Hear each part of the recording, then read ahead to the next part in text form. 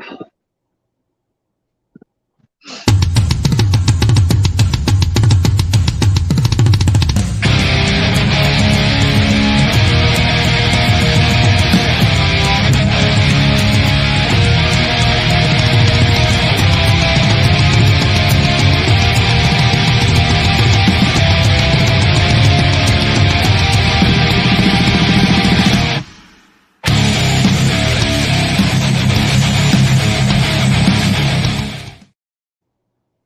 Hey, good evening, everybody. Welcome to the Sully Squad. Got a lot to get into tonight. I know last week we were on here and it was like Super Bowl hangover time on steroids.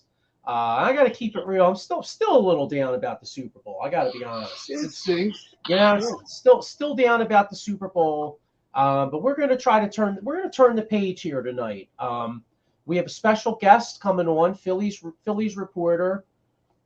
We got Frank Klose from 97.3 ESPN. So we'll be talking some Philly spring training, and also we're going to get in the second half Sixers, and we're gonna find a way, maybe figure out a way where maybe the Eagles can get over this hump and see what kind of moves they can make.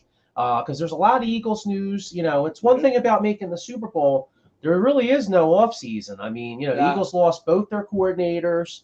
A lot of people out there, I think, aren't really that unhappy that Gannon left. No, I think they're sold on it.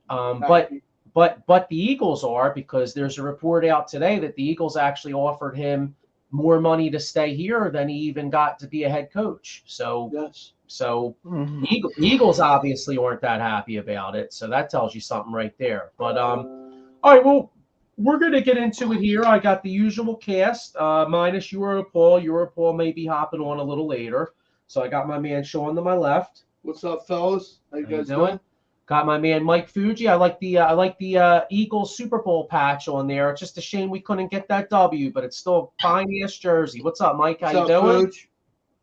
Doing all right. 8 days later, already looking forward to the off season. Free agency kicking into high gear. Rumors of, 2 coordinators going to be hired. Hopefully Brian Johnson will finally be named the offensive coordinator. Eagles bringing in a couple interviews with Vance Johnson, Jim Leonard. Free agency 3 weeks away. I'm already fired up for the 23 season. Let Howie work that magic. Get C.J. Garner-Johnson re-signed, Hargrave, Salomalo, whoever it takes, redo that cap. Bills kicking into high gear now. Sixers coming off the All-Star break. So, everybody's down. I'm still a little down, but I'm looking forward to training camp, mini camp, whatever. Let's get the show rocking. How's everybody doing? Yeah, pretty good. And then I got my man, Mr. 6 for 6, my man Diego the Hammer Bianchi. What's going on, guys? What's up, Diego? Yeah, and any Union fans out there, Diego came out with a nice, I personally, I can't front. I don't really follow the Union, but there are a lot of Union fans out there, and Diego put out a nice article today on a Union preview. So any Union fans out there, make sure you check it out. He did a great job. So what's up, Diego? What's up, guys? What's going on? Hanging in there, man. Yeah, so you know what? So anyway, we're gonna get we're gonna get into Phillies talk in a little bit, but let's just dive into some Eagles off season here real quick. I guess we'll do thoughts on the coordinators. What do you guys think? What about the rumors and stuff out there? I think it's a smart. If it was my pick, I really want Vance Joseph. Yeah, he's going to do 2 Zoom meetings tomorrow and Wednesday. And, I wouldn't be mad if we get him. Or even like Joey was saying to me before we hopped on, the Jimmy Leonard.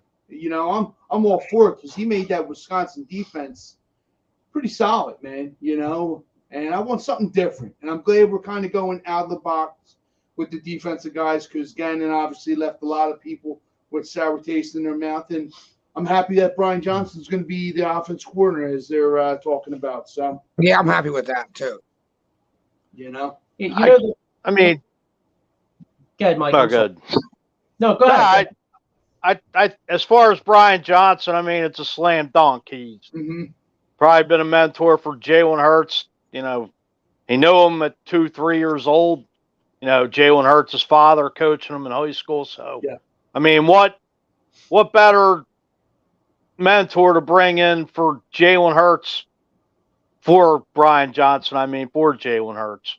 I mean, they brought him here from the University of Florida as the offensive coordinator. You know, there's trust there. So, losing Shane Steichen's a big blow, but I think Brian Johnson can step right in and do the job. I'm not sad Gannon's gone. It's what it is. And, hopefully one of these other, I know Jim Leonard being a disciple of Rex Ryan.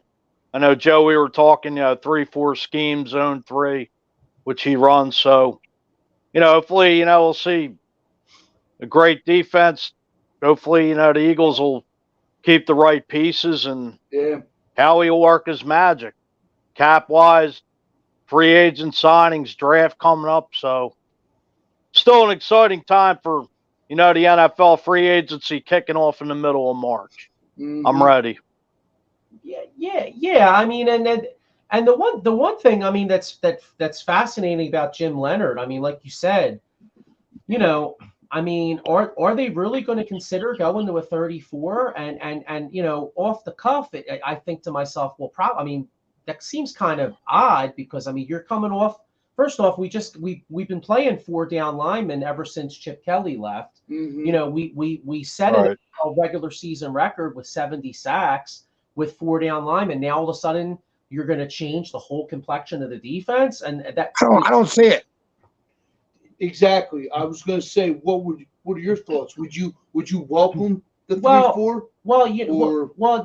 It almost makes me wonder. Maybe Leonard would coach a hybrid type of defense, because if you look at it, I mean, Jordan Davis definitely can play nose tackle, right? Hassan Reddick could play outside. Hassan Reddick could play outside linebacker in a 34. Brandon Graham has already played outside linebacker in a 34 if he comes back. Josh Sweat now has always been a defensive lineman, but he's kind of a smaller, athletic type of guy. Maybe he could play rush linebacker. I could see him standing up. Yeah, but then you're going to need Hassan Reddick to go out and cover it so much more. He had 19.5 sacks this year. How do you take that away from him? He's best when his hand's in that dirt and he can make mismatches on these big guys on the outside. If you take that away, like you just sacked the other team 70 times this year and set a record. You're going to change the defense complexion when you know what you got already, kind of. You know what I mean? Like, as long as you keep Hassan Reddick and Josh Sweat on the ends, why start messing with just Jordan Davis in the middle? It's better to sign Hargraves, keep Jordan Davis next to him. You can't bring Cox back, and bring a guy in that's going to coach the defense they just were playing. That was the best defense in the league besides the last game of the season. Well, no, that's what I'm saying.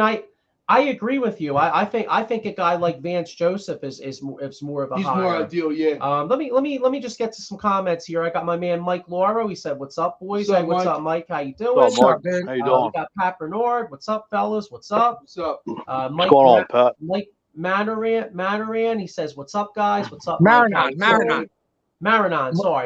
Sorry. Then we got Joey What's up, Mike? Joey Wood. He says, "You see the news? Eagles will tag CJ if a deal can't be made." Yes, I did see that. That makes makes a lot of sense. sense, man. I don't see them letting a 25-year-old with his skill set get out of the building.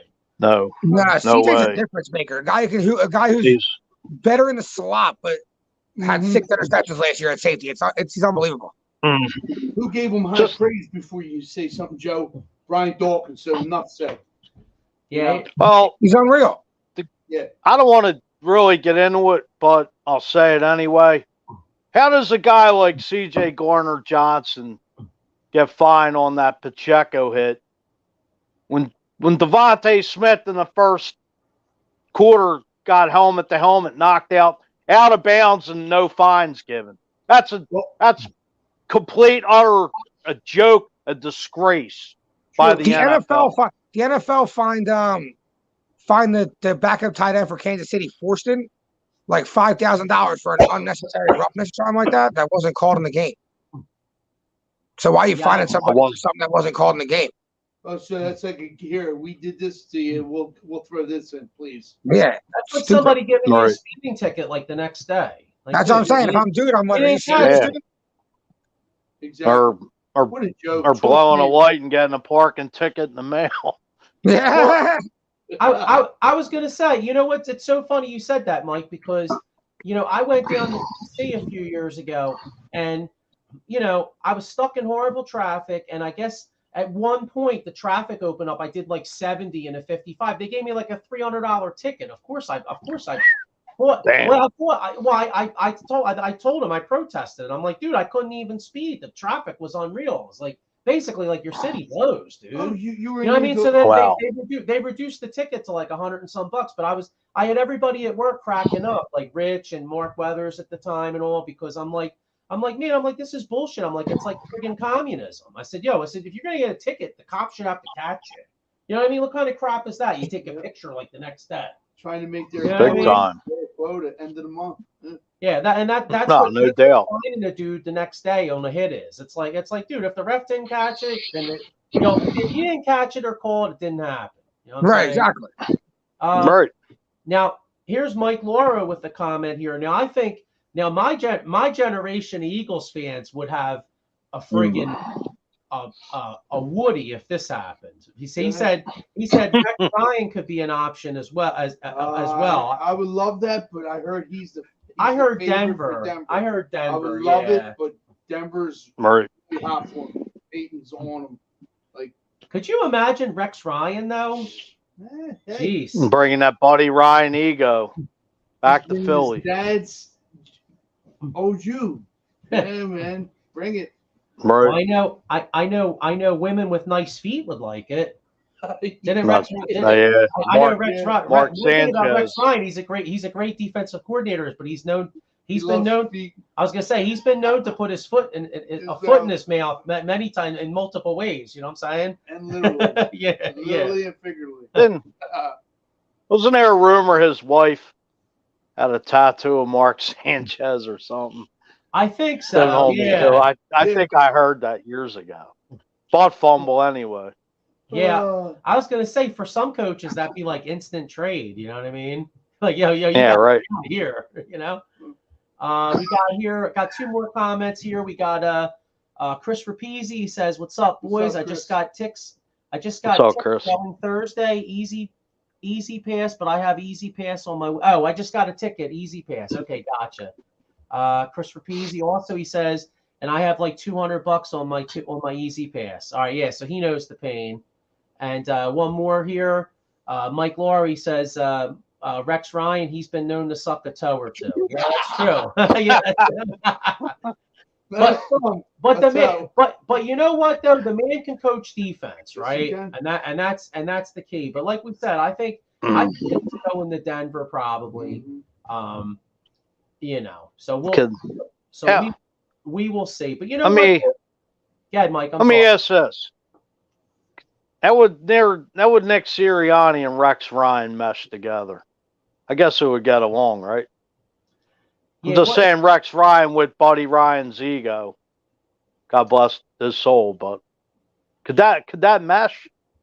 Yeah, that's kind of a head scratcher in a way. It is. It makes it. Yeah. Rex comes with that big ego like his father. Yeah, I don't think they go together. Sirianni's too fired up, and so is he. Right. Yeah. That'd be interesting on that sideline, just to think of it.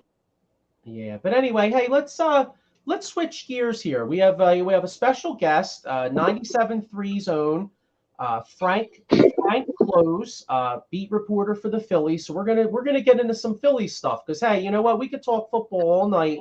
Let's keep it real. Football season's over. It's time to turn the page. We got an elite level baseball team in this town. So without further ado, let's bring Frank on. Hey, Frank, how you doing, man? I'm great. How are you guys? Good. How are you? What's up, Frank? Thanks for coming on. Frank? I'm getting ready to go to the Florida warmth and see some baseball. Nice. Beautiful. Yeah, nice. I was going to say we're doing much better than last week. Last Monday was a rough day. You know what I mean? It was like a day-long hangover.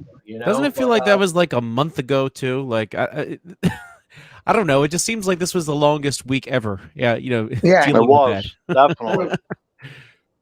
Yeah, but like we were saying, man. I mean, hey, you're going down the cover, a World Series runner-up baseball team here, and and the Phillies, adding Trey Turner, extending what Alvarado and Dominguez, and now there's reports about Nola possibly extension, and I guess the one thing I wanted to ask you is, with the NL East is very tough, obviously, but how are you feeling? What's your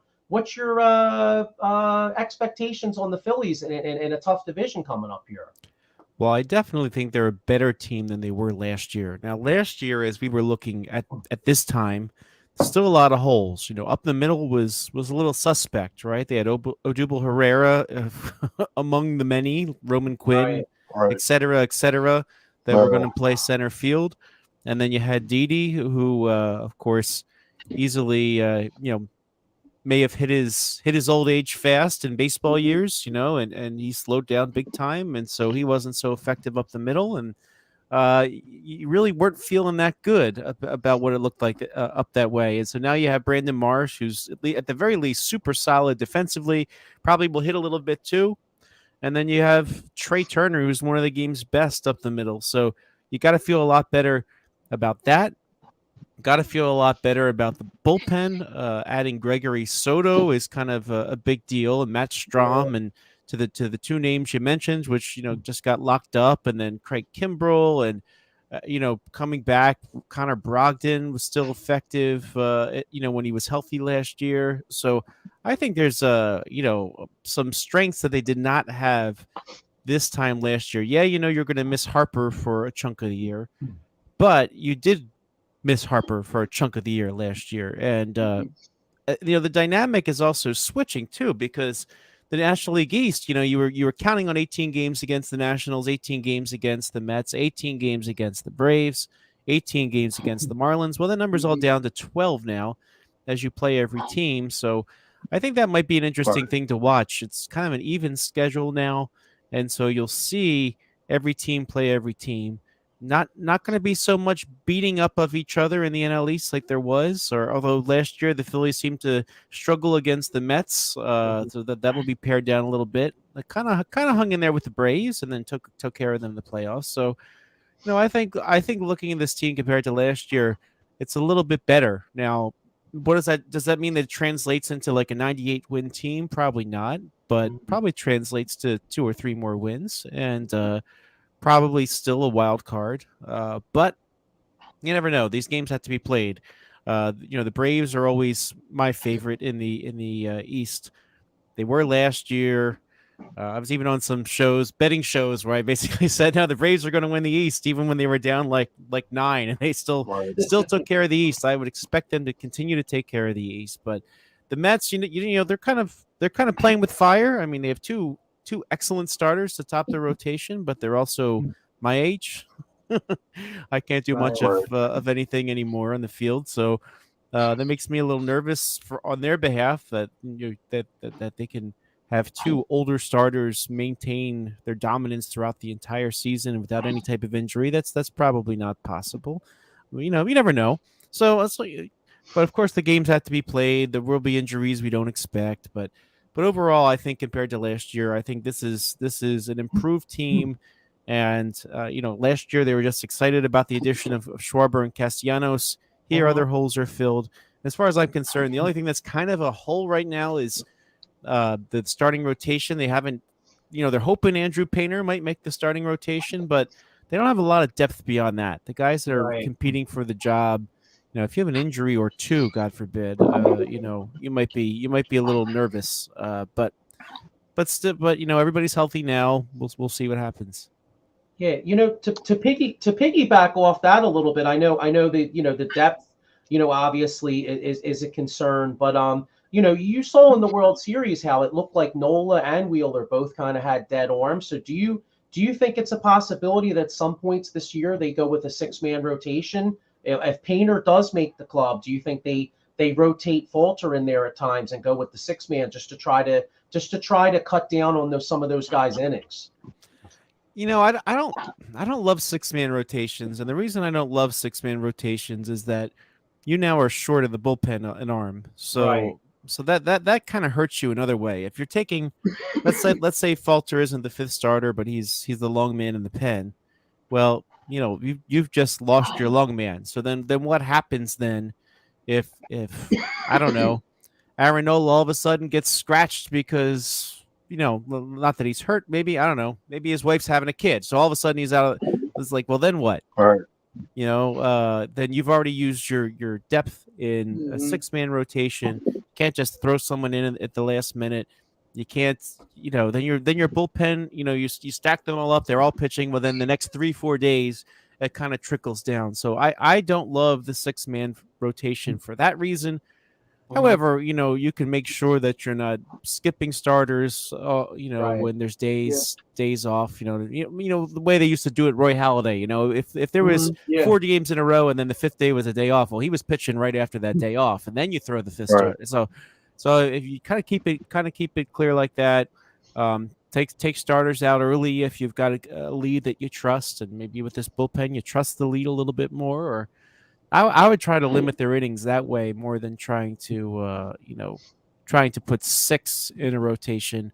Now, there's always people you have to call up to fill gaps, double headers here or there, but have somebody at AAA who can be that guy. It always frustrated me when there would be a double header and they don't call up the starter of one of the 2 games with their extra player, because if you call up the extra starter, well, then that solves your rotation crunch. But yeah, so.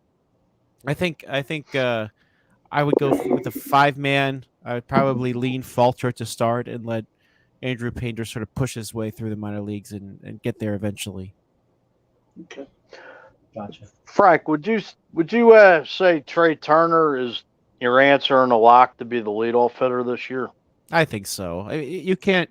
So the option is otherwise is what, Schwarber.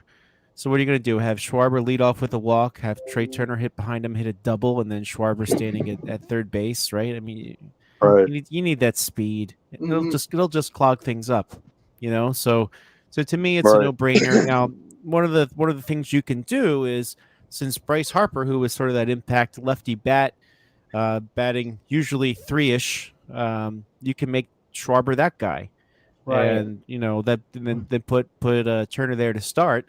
And then you worry about the rest when Harper gets back. But I think the lineup will function well if you put Schwarber in the lefty slot that was Harper, and you lead Turner off. Because I don't love. I kind of hate Rhys Hoskins batting second for that reason as well. Especially if it's him and Schwarber back to back. That's not a lot of speed. Right. But if Turner leads off with a walk, steals second base, he's going to steal a lot of bases this year.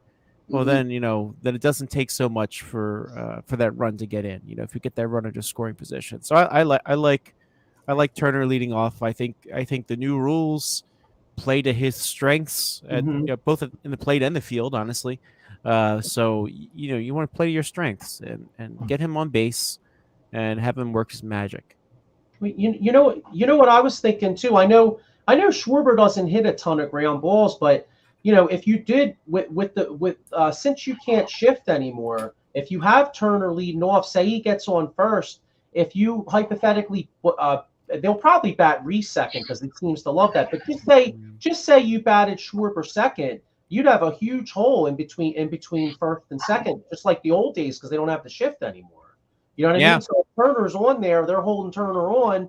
I know, like I said, I know Schwarber doesn't hit a lot of ground balls, but that would give him a huge hole to, have Turner go first to third, And I would say too, don't mess with his game. Don't try to make him not hit ground balls. I don't want to start messing with swings.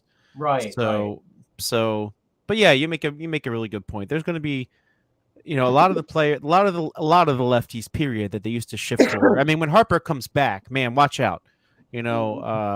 Players they used to shift for, they're just not going to be able to do it. Now, there's some people talking about, giving up an outfielder to sort of have a short fielder or something. But But we'll see. I mean, like anything else, they're gonna play this out, and we'll see where the holes are, and maybe they recalibrate. But at least in a standard defense, this is going to open up a lot of opportunities. And you think, man, what if Jim Thome and Ryan Howard? Of course, Jim Thome they invented the shift for basically, but Jim Thome and Ryan Howard they could have done a lot of extra damage back in the day. If that, a lot of people say shift really just killed Ryan Howard's dominance. Not that the injury, of course, is what did his career in, but after that, those dynamic seasons in 6 and 7, they start to figure out how to do the Thome shift on him. Yeah, hey, Frank. How you doing? I'm Diego. Good to see you. So, what do you think about Nick Castellanos? He bounced back this year? I think he's gotta. He's not what he was last year. And I will say this game is very mental, and I don't think people give that enough credit, right? These are real human beings with real feelings and thoughts. And I know that sounds almost trite, but you know what? New guy, new city, new big contract. Feels like they got to prove everything. That's been something that's been well documented throughout the game. New player, new contract, tries too hard.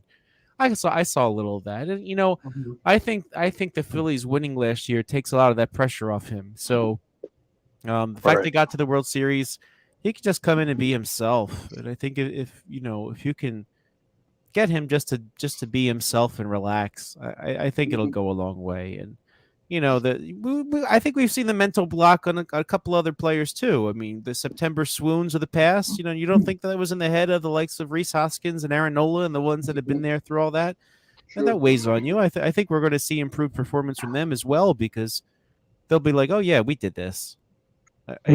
So I think the likes of Castellanos, I think he's going to be fine.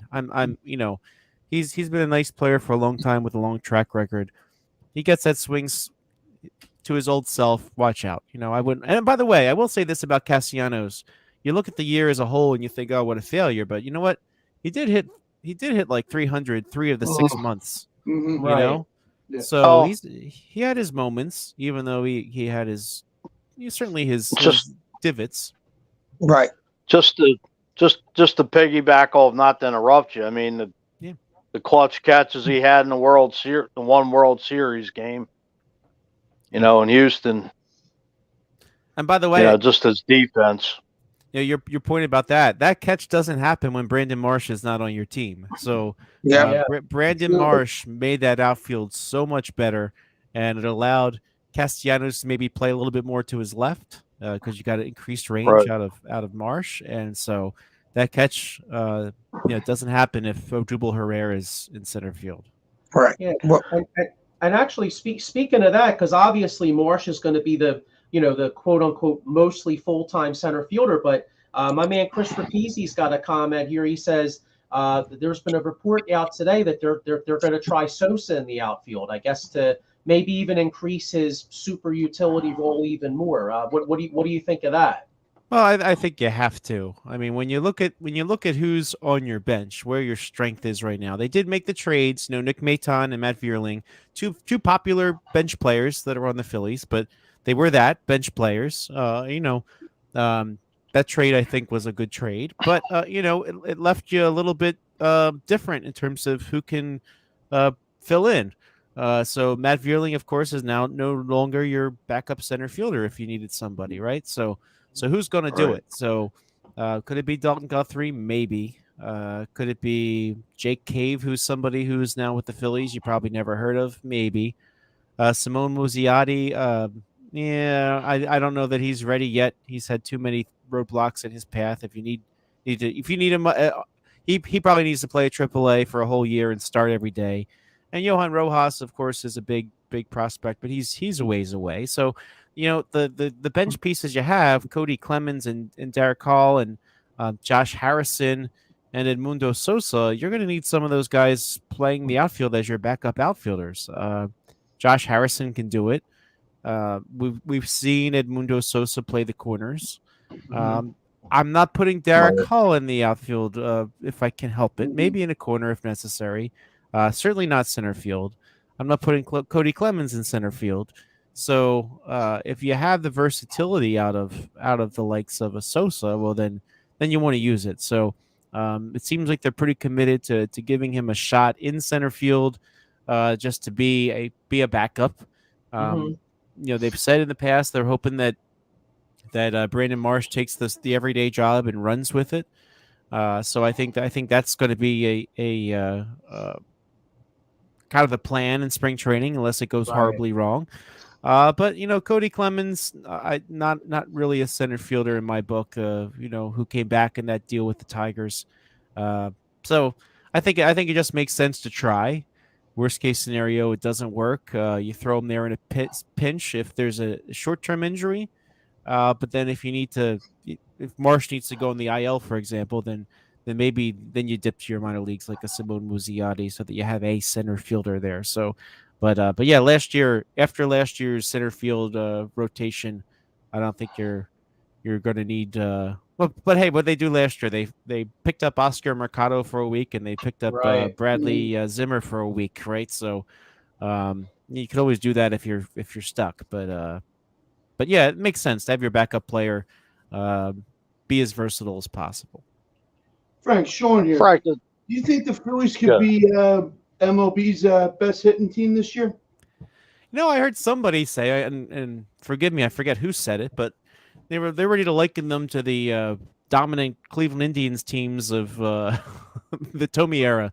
When Harper's back and everybody is firing. So, it's easy to say that, but there's always something that gets in the way. I think in terms of other lineups out there, the Mets don't have too many holes. If they had Correa, you feel better about the Mets.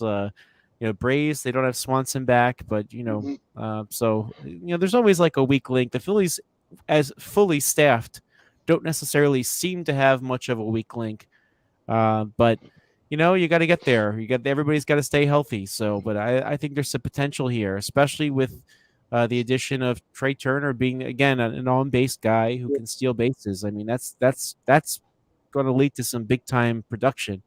And if Castellanos returns to form, well, there you go. I mean, that's a whole extra power bat that you didn't really have last year. So I think there's a lot of potential here. I know they did spend the money on this lineup to score some runs. Yeah. So I think it's very, very good. We'll see how Alec Boehm does. I mean, you talk about the sophomore slump. He sort of went through it. You saw a rejuvenated Boehm, but I still think he's got some things to prove in the league. And Bryson Stott's still young, has some things to prove in the league. So I wouldn't call them the 27 Yankees yet, but I think they have the potential to be a nice, solid offensive team. What's funny? Just one last thing, real quick. It's funny you mentioned the 27 Yankees because I'll tell you, as a guy that was a diehard baseball fan in the 90s and had to sit through the Phillies saying that we were a quote unquote small market team, how refreshing is it to watch John Middleton go out there and make comments talking about not worried about spending the money and talking about building a legacy here in Philadelphia. I mean, I'll tell you, man, I mean, it thrills me to death. Yeah, it's funny. The reason behind that comment, and that was Bill Giles' comment, the idea that they were a quote unquote small market. Well, the market, Ed Wade, I know, came out later, was like, well, no. Well, not really that. It's a small revenue team. I gotcha. And I do teach sports economics sometimes, so it was kind of true. The Vet, as a stadium owned by the city, not owned by either team, did not maximize revenue for the teams. They didn't have a really good TV deal until the Comcast mega deal that they signed. They signed that at the perfect time, by the way, because all these other RSNs are going bankrupt. Comcast, while they're not going bankrupt, that station's probably going to lose some money. But they could not operate like a powerhouse team in the Vets with a TV deal that was not that great, and so they just didn't do a lot of things. When there was the opportunity to sign Mike Lieberthal, Mike Piazza had Mike Lieberthal, right? And even to the point where Mike Lieberthal, when the Phillies were rumored to be going after Jim Thome, made a joke to Travis Lee, like saying, "Hey, Trav, you're out of here. We're getting Thome." Like, oh, well, that'll never happen here, right? But certainly that was the move. And poor Travis Lee, the butt of Lieberthal's jokes. But that Right. turning of the page with the Tomey signing and into the new ballpark. I mean, that's what it was all about. That they have cash. Jimmy Rollins used to call him, the next George Steinbrenner. I forget how he worded it exactly, but he was comparing him to being the next George Steinbrenner. And because Middleton, as a Phillies fan, wanted to win, constantly buying up extra pieces of the team to the point where he's not the majority owner, but he is the operator from the ownership group essentially, and he wants to win. And the thing about Major League Baseball and baseball franchises, even if you show I think he worded it this way, even if you show on your balance sheet at the end of the year a loss, let's say you lose $20 million, but if your team increases in value $30 million that year, did you really lose money? Right. True. You're kind of Right. fronting the loss, I guess, at the moment, but you're getting that value back, right? So Absolutely. I think he's willing to play with that a little bit, and for him, he sold his family's business for billions of dollars. I'm not even joking. The cigar business, Middleton Cigars, if you're not familiar, if you've seen them around, I definitely saw the Black and Mild packages in the street as a kid growing up, but Oh wow. that was a Middleton product, right? So he had all that cigar money, and he grew up a Phillies fan. He wants to make it happen. I mean, if you think about it, these people that have amassed a fortune, what are they? What are they living for? I think Mike Ilitch of the Tigers, who was a minor leaguer in the Tiger system and never made it as a ball player, ends up making a pizza shop called Little Caesars that became huge. And what did he want to do with his money up until he died? Just spend it on the Tigers. He tried really hard to win with Dave Dombrowski at the helm, by the way. Right. He's like, here's my checkbook. Go win. And Wow. so I think Milton's Right. fueled by the same way. He made his money in life. He just wants to watch the team that he loves dominate. So he and again, it's not like if you quote unquote lose money, you're not necessarily losing money, because at the end of the day, the team is worth much, much more than when they originally bought in.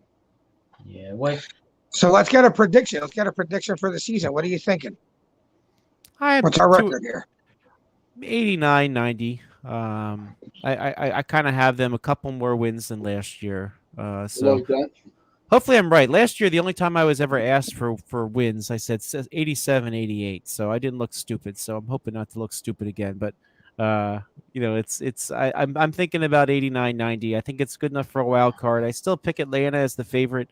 Mets I can see going either way. I know they're spending a lot of money, but I just have concerns about the age of those two starters, and even Starling Marte. He's getting up there in years. So I have the Phillies right about that, and we'll see how this new dynamic works in terms of win and loss total. You could have more wins in the NL East this year because they're not playing each other so much.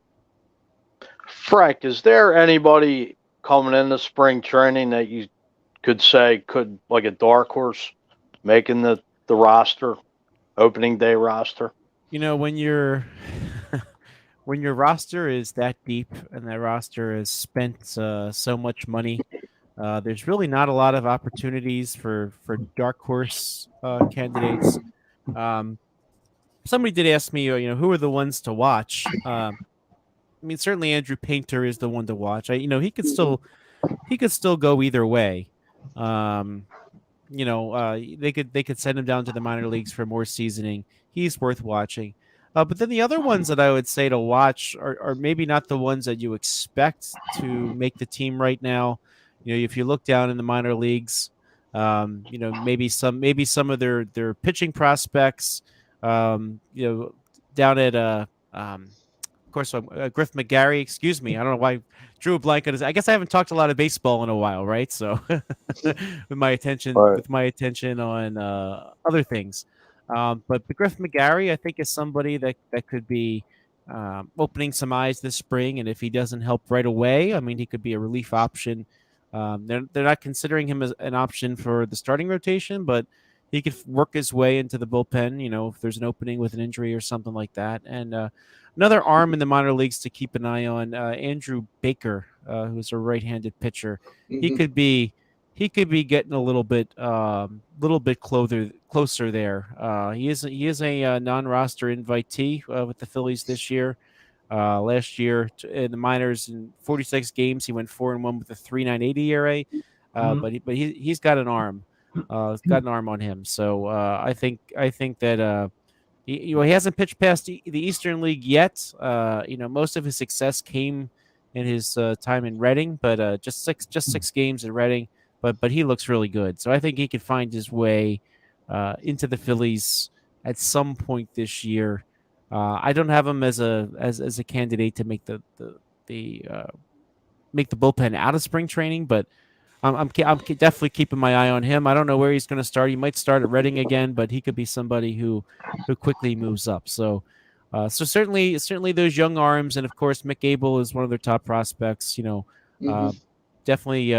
Definitely tagged for the minor leagues to start, but we'll see what happens. Hey, listen, Frank, I really appreciate you hopping on, man. And why don't you? Hopefully, we have a great year. I have to admit, I hope you're wrong on your prediction because I'm hoping the Phillies can win the division this year. But hey, it should be a great year. And why don't you tell the people where everybody can catch you? Find me on Twitter at Frank Klose. That's Close with a K. And I'll be on 97.3 ESPN every Tuesday afternoon with my Phillies mailbag segment, plus whatever else happens, any news breaks. I usually end up hopping on there as well. And I post content to 97.3ESPN.com. All right, Frank. Hey, well, listen, thanks again for hopping on, and go Phils. Thanks a lot, Frank. Thanks, Frank. Fuji, you have something else? No, I was going to say, I know you do the Powder Blue podcast with Jeff Mosher still. How dare I forget that? Yeah, so at Powder Blue Pod, you can also find me on Twitter as well with the Phillies content. That's coming back this week as well. So thank you, guys. Nice. Thank you, Fuji. Thanks again for taking your time out. We appreciate it. No problem. Catch you soon. Enjoy yourself in Clearwater. Thank you. You're welcome. Bye. That was fun. And you know what? I'll tell you what. It feels really good to talk about a team we can be optimistic on because like this. A lot of our Eagle talk is being down from the Super Bowl, then trying to figure out how we're going to keep these free agents, and now we're talking about the Phillies, and we're like, hey, optimism, you know what I'm saying? Brings you back up, man. Big time. I couldn't really. I apologize. I couldn't get to all the comments because I got a couple comments here I want to touch on here.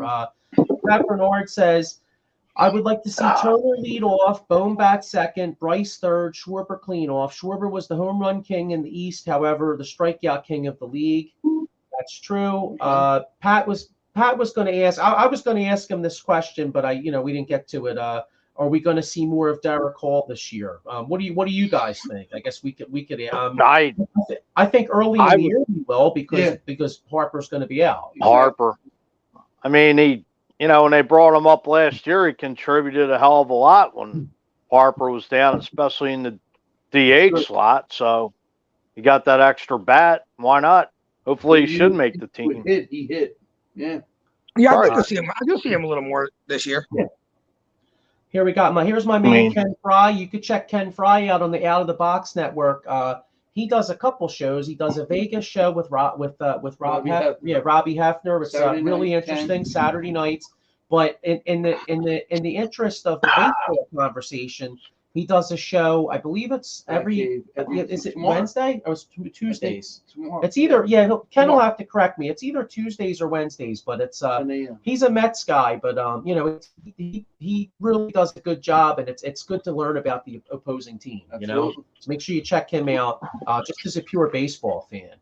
But man. So it'll be an interesting season. You know what? I want to get back into some Eagles here. But before we do, hang on one second here. Yeah, I was going to say. Go ahead, Mike. No, I was actually going to ask Frank, but I didn't want to cut him off. I mean, it's going to be interesting to see how this bullpen plays out. I mean, is Soto your primary closer? Is Topper going to go closer by committee? Nah, I think Kimbrel. Sir Anthony. You know, I don't know. Think But so? We'll I- get. Go ahead. No, I was going to say we'll get into that. Let me give a shout out to the sponsors real quick, because we're talking about closers, and I'll tell you what, if you want to close in on some good sporting tickets here, call Sherry's Tickets. All right, if you go on www.sherrystickets.com, you could save 10% off the promo code EOP10. They do sports, concerts, theater. There's great prices, no hidden fees, family owned, operated since 1946. So support a small business out there, and they'll close the deal for you. All right. Any legal problems out there? Hopefully, I guess in some ways you hope you don't have to call David Archerry, right? Because that means you have an issue. But if you do, he will definitely help you out. So workers' compensation, motor vehicle accidents, personal injury, and criminal law, www.sherryinjurylaw.com, or you could call 610-565-0300. All right, and then we got another sponsor here, down Delaware County. They got a bar called dolansbar.com. A lot of the guys from EOP live down there, so they check this place out all the time. It's at 24 East Sellers Avenue in Ridley Park. They got Quizzo and music, great times, memorabilia giveaway. So if you happen to be down there and you want to slam some drinks and get some food, check it out.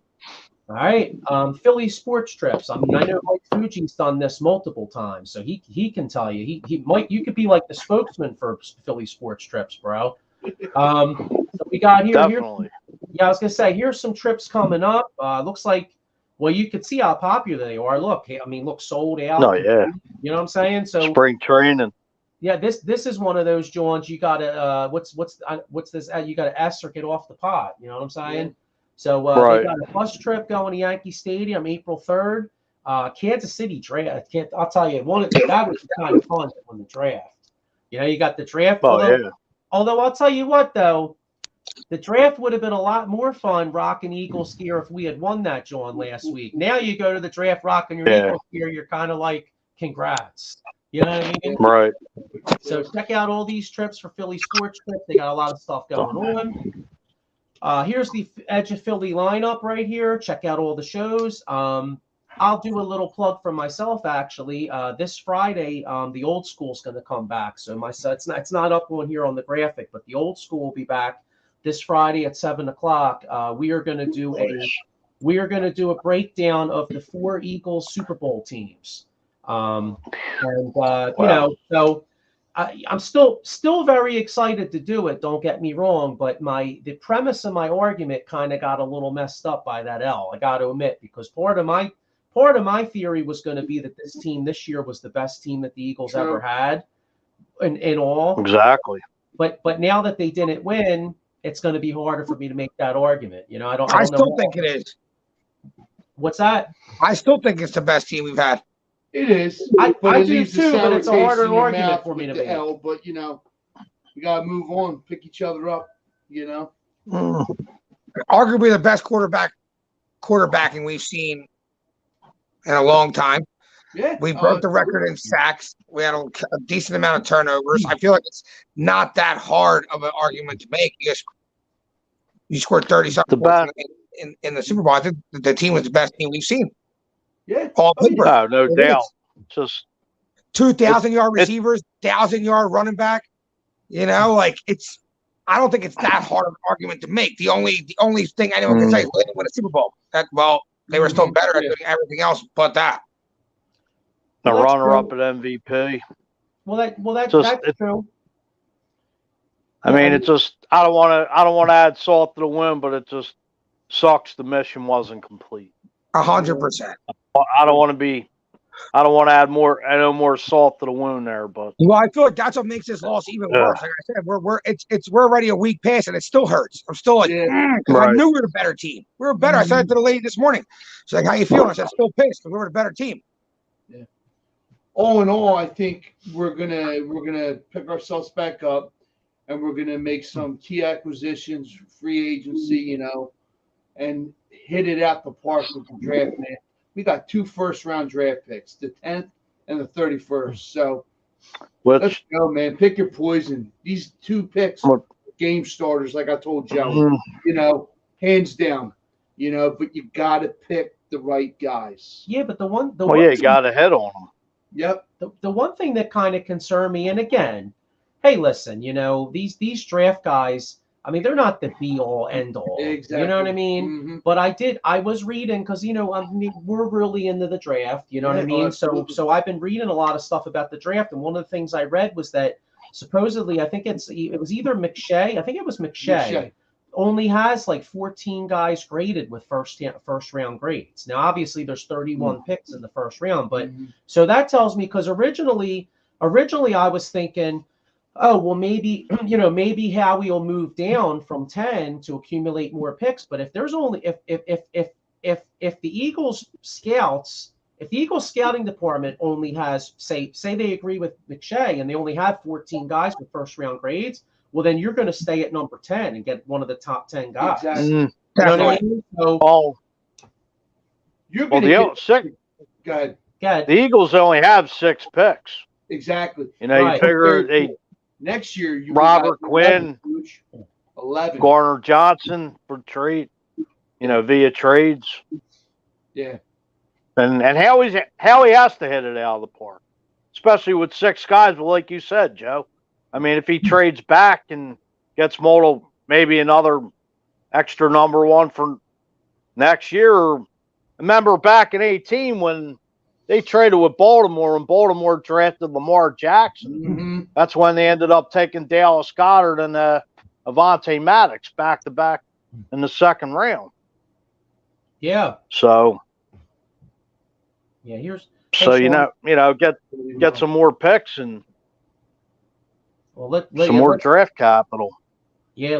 Let's see, because we're going to need to replace some guys. Here's Maurice Wright. He says he's going to Kansas City. That's pretty cool. He says, I'm definitely going to Kansas City to check this upcoming draft. Nice, man. Nice. You know what? Rep hard. And you know what? Represent. Even when Philly loses, we still rep hard. You know what I mean? That's the one thing about Eagles fans. Yes, the Chiefs beat us, but like Eagles fans will still rep hard. They'll rock their jersey and they'll be like, hey, you know what, man? Hey, y'all got us, but like we're right there, and we'll see. Maybe we'll see next year. We're not the 49 Niners. I'm sorry, Niners. No, Niners, the 49ers. I want to. We take our lumps. I'm going to say this. I work in Center City, 15th and Market. You know, last Monday morning, had the Eagles hoodie on, Eagles winter coat, wrapping it to the fullest. And I don't want to be down on anybody, but I did not see many people with Eagles stuff on the day after, and I just shook my head. I'm like, where's the love for the birds? I mean, the diehards like ourselves and a bunch of bandwagon jumpers, and I don't want to rip in anybody, but it's like, where's the love? This team came, brought it, has nothing to be ashamed of. They just couldn't deliver the big blow, and it just fires me up because everybody could ride with when the wave's going good, but as soon as they jump off the bandwagon, they forget about the heart and soul of this city is the Philadelphia Eagles, the backbone, the heart and soul of us diehard Philly fans, straight across the board. Sorry, it just fires me up. Don't get awful. You're right. Win, lose, or draw, we're right there, right back come September, come training camp in July. Yeah. Mini camp, the draft, we're right back in it. Sorry for my. Nah, you know what's funny? It fires me up. No, it fires me up to no end.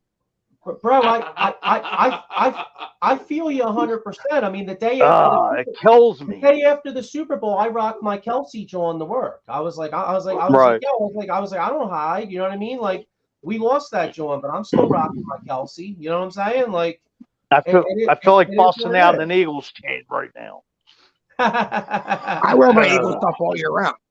What's that? Oh, exactly. I wear my Eagles stuff all year round. Yeah, to the fullest. And that's how it is. Through and through. I don't care. Like my hoodies, I wear my Eagles hoodie all year. Yeah. It just fires me up. No, I hear and the rant. And the rant. No, I hear you. All right, so before we get out of here, we touched on the coordinators a little bit. So did we ever say who we want to be? All right, so Brian, I think everybody kind of wants to Does anybody want a different coordinator than Brian Johnson? Nah, he's the perfect Okay. fit. Nah. Perfect fit, Perfect in-house. All right, so knows the scheme. Yeah. So that's probably 99.9% going to be the offensive coordinator True. anyway. All right, so defensive coordinator out of the they talked to somebody from Seattle. What the hell was his name? David I can't remember. Sahai? Wasn't it? Yeah, wasn't his name Sahai? Basai, Sean Basai. Okay. Sean Desai, that's it. All right, so He they was talked assistant at head Defensive coach, I coordinator? believe, to Pete Carroll. Okay. And okay. Correct me if I'm wrong. Was he part of the guy in work said he was part of the Legion of Doom? No, I believe. No. Exactly. That's what I said. Nah. I think he was with Fangio in Chicago. I think that's Yeah, he probably was where for they a got couple him. years. Yeah, After Fangio okay. left, he stayed on Yeah, that's as the like thing. as a I was just- D-backs coach, I believe. Yeah, that's Under probably Matt That's Nagy. exactly what I said to my coworker. I said, "No, he's not part of the Legion of Boom. He came after that." But back to your point, I'd like to see Vance Johnson. Something about him. I'm hoping with these two Zoom meetings, like I was telling Diego and Fuge and you, he knocks it out of the park Tuesday and Wednesday, and he's come Thursday the new defense coordinator. I just feel something, you know. I like his aggressiveness and his play call. So They take our head coach, we take their defensive coordinator. That's how we're gonna do it. yeah, absolutely, and that's how I see it happening. You know. Thanks, Ken. How? Appreciate it, Ken. Thanks for checking us out, brother. Thanks, Ken. Thanks, dude. Yeah, you know Thank what? you. I like Vance Johnson too, and Mhm. because like even when he was in Denver as the head coach, first off, they didn't have it. It's hard to judge because he didn't have a quarterback, So Isn't it Vance Joseph? Hold up, Vance Joseph, right? What did I Vance say? Vance Joseph. Johnson? Yeah. Oh, you know what, dude? I'm going back to the '80s. You know I what? was making sure we're talking about the He same was guy. a player. Yeah, Denver. My bad. Denver used to have a receiver, Vance Johnson, back with Elway in the late '80s. Yes. So I'm saying Vance Joseph, but I'm saying Vance Johnson. Number 83. It was Vance Johnson, Mark Jackson, and Ricky Nattiel. Yeah. The three-quarter of the Yes. three. They used to call them the Right. three egos. Yeah. Yeah. Yes. My bad. Yeah.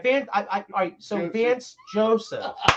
Vance Joseph. That's who I want. Yeah. But what I was saying is that back when he was the coach at Denver, like he had no quarterback, but the defense was still ranked pretty high. Yeah. And they're playing. And last year with Arizona, like I know his numbers weren't the greatest, but Kyler Murray was out a lot of that year, and Right. and this is kind of on the side. This has nothing to do with anything, but I watched the Hard Knocks in season with Arizona, Okay. and like Vance Joseph was on there a lot. Like I just like him. Like I like this. Like I watched him talk. I like his passion. I'm like, damn, I like this. Oh, Saying. well, did Hassan Reddick, was he playing under Hassan Reddick with Arizona, or was Hassan Reddick on by then? You know what? I think Hassan Reddick was gone by then. Yeah, I think he left. Yeah. He went to Carolina. To after Carolina, Arizona, right? Yeah. Mike Lauro says, don't forget. Oh, Mike Lauro, don't forget, Breaking the Ice is coming up after you guys with your truly. All right, cool. Yeah. You can hear about. I just got a notification. Travis Konechny left the game today with an injury. So if you want to cry some, go to his show. Are the Fly? I don't have my foot. What? No, I'm saying I don't have. We won. I actually bet we won. Yeah. Bet because it was 4-3. It was 4-3. Konechny left with an injury. Though. Oh, okay. Did we win now, or is it still going on? 4-3. Bet Diego, I actually bet the Flyers today, bro. Yeah. For any reason, or just a shot in the dark? I just a shot in the door. Okay. Let's go. I heard something. The nice board bet win. Yeah. No, trade deadline's coming up March 3rd, so I mean JVR's name's been thrown out there. Yeah, they stink. Maurice Wright says, I think the Eagles stay young with the coaches. Pat Bernard says Flyers won 4-3, just like you guys said. Mike Laura said Flyers won 4-3. Cool. And you know what? all kidding Nice. aside, definitely check out that show though, because hey, you know what? I'm a 4-for-4 guy. I love the Flyers. I'm hoping and especially when they win me some money. But no, but like, you know what I mean? Like, I'm hoping that they find a way to make some good trades. Like Mike said, you know, hopefully, I was seeing JVR's on the trading block, and you know, maybe they can get a second round pick for him. Maybe they can, you know, hopefully they can really have a couple good drafts and turn this thing around. Well, You they were know? saying Konechny was involved in the trade talk. Well, that's not happening. Oh, I don't see them trading Konechny though. You'd have to get a lot to get. I mean, Konechny's got like 27 goals, don't he? Yeah, he's on fire. You're not trading him. Nah, I mean, and especially, you know, with the thing with, I mean, first off, I mean, you didn't bring Tortorella in here. Hang on, I got another comment here, but you didn't bring Tortorella in here to totally tank. Pat Bernard says Sam Erison is the difference maker between the pipes. Trade Carter Hart now for a defenseman. They're not. I disagree. Trade Urson for a defenseman if he has any kind of value. Carter Hart will come on. Yeah. Pat Bernard right here. He says 27 goals for TK. But yeah, I mean, you know, hopefully they can you know, turn it around. But all right, so getting back to the coordinators here. Sorry, I had to get on a Flyers rant. But all right, so I'm hoping we get Vance Joseph. Vance Johnson, he probably would coach wide receivers. So Vance Joseph's who I want. Mike, did you say who you wanted as coordinator defensively? I want to do a little more research. I mean, I've been busy the last couple of days, so I won't. And then, like you said, I know they interviewed Jim Leonard today, but you know, I was thinking, you know, the talks were if they were going to keep it in house was Denard Wilson, which I believe he was the D-backs coach, and you know, was pretty popular with the players from what I heard. I mean, but I definitely want, you know, Brian Johnson. Hopefully, he's a lock. I think that's, you know, his offensive coordinator. Yeah, that's a lock. That's definitely a lock. Yeah, I think they want to stay in house. They're kind of upset that Steichen got a head coaching gig, but yeah, in house it is. Diego, there's your name. Yeah, dude. He's a dark horse. He's a dark horse for this year. They were like, you know what, he couldn't make it as a quarterback, so we're, you know, 1 year out of college, we're going to make him the coordinator. You know what I mean? Yes. He's a football savant. You know what I mean? If it wasn't for that knee injury, he'd be like the next. Don't forget about him. Don't forget about him. He'll be back. Yes. He's rehabbing that knee as we speak. Yeah. So, all right. Well, you know what? Let's. Wait, hang on. Let me get one more here. Let's say. Yep. So Marky was in the so. All right. Well, you know what? Hey, let's get ready to wrap up here. Let's get these guys on here to do the Flyers post game. Thank you for the Flyers. I can't say they won me money. I did a parlay. I had like the Flyers and like 3 other hockey teams, Diego, which I had no clue what I was doing. I threw a dart, but I only put $10 on it, and if I win, I'll win like 100. So why not? Did you put the blindfold on with the cigarette in your mouth?